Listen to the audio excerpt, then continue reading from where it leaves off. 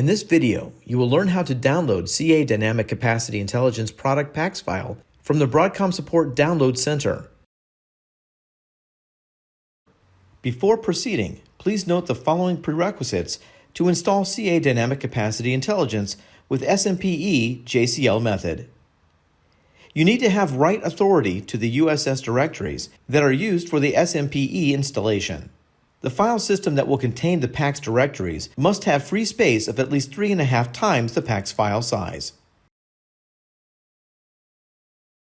To start with, log into Broadcom Support Portal using the Support Site ID. Click the Mainframe Software division.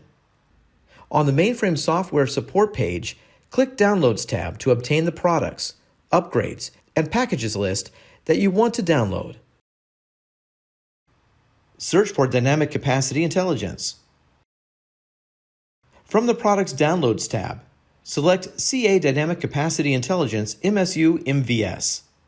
To download CA Dynamic Capacity Intelligence Product Package 2.0, click Add to Cart to add CA DCI to your cart. Click HTTP via browser to download the package. The downloadable file is a zip file. Unzip the file to prepare the product PAX file for use.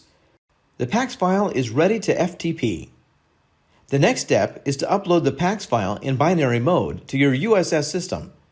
You can use FTP client or Windows commands to upload the PAX file to the USS system. From the Windows command prompt, type FTP followed by your USS system IP address or DNS name. Enter your user ID and password. Enter bin to switch from FTP to binary mode.